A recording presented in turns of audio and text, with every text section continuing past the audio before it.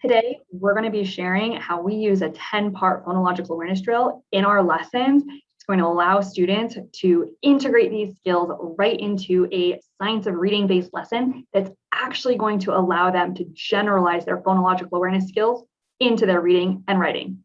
You don't want to miss it.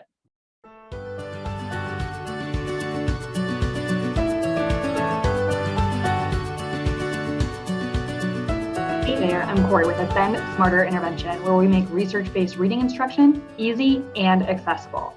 Now definitely hit subscribe if you want to be the first to know when we drop new tips, tricks, and strategies to completely up-level your literacy instruction. Okay, so we're going to run through our phonological awareness drill. We always start with rhyming discrimination. So do these words rhyme? Shop, chop. Do shop and chop rhyme? Some students just automatically seem to get this, whereas others seem to struggle a little bit more hearing that rhyme. If students are struggling to hear the rhyme, what you can do is go ahead and actually pull the letters on for them. And so we're gonna look at shop. We're just gonna build that out. And we're gonna decide if these last two sounds, so the vowel and anything after the vowel are the same, then they rhyme. So shop, chop. Do those words rhyme? And students can recognize, yes, they do, because the vowel sounds and anything after that vowel sound are the same. So shop, chop, rhyme. Now, draw a picture or tell me a word that rhymes with shock.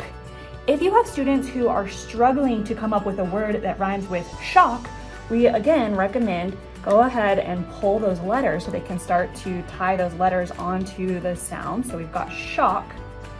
What can we do to get a word that rhymes with shock? We want to make sure that we keep ok, and then we can just change this sound right here. So you can give students an opportunity to really kind of look through any letters, think about those letter sounds that they have. Then what we want to do is we want to move on to blending. So what word do these syllables make? Ship, mint. Ship, meant, make shipment. Again, you can definitely write the letters and the words on so that they can start pairing those sounds and syllables with words. So ship, meant, shipment. Okay? Now, what word do these sounds make? We're going to move on to phoneme blending. So we're moving from syllables to sounds. So what word do these sounds make? Sh, rush.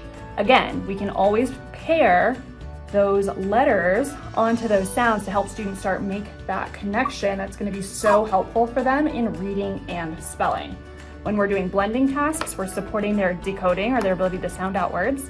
And when we're doing segmenting, we're helping their ability to spell. Now, we're going to do some changing or some phoneme manipulation. So we're going to take the word chip, ch, I, and we're going to change that first sound in chip to sh. What's the new word? Ship. What we can also start doing as we're working on some of this is we can start to be thinking, is this a consonant sound or a vowel sound? We want students to start recognizing the difference between our consonant sounds and our vowel sounds. So for example, sh, I, p has two consonant sounds and one vowel sound because that's going to help them as we get into multi-syllable words later on. So that's our blending drills or our reading drills. Then we flip on to our spelling drills. Again, we're always tying this onto the phonogram pattern that we are working on. So the next thing that we're going to look at or work on is sentence segmenting. So identifying the different words in a sentence. How many words do you hear in "We rushed to see the ship"? We rushed to see the ship. We rushed to see the ship. We have 6 words in that sentence. This is helpful because as we start working on writing sentences, we want to know where that sentence starts, where that sentence stops, and where we're going to have spaces between our words. This is also a great auditory memory task that helps build that short-term working memory for students. Then we're going to go into auditory discrimination, so deciding whether 2 words are the same or different. So are the words trash and trash the same or different? In that case, they're the same. We have t, a, sh in both of those. T, a, sh, all of our sounds are the same. Sometimes we can have words that maybe are a little bit different. So maybe we might do something like are shin and shin the same or different?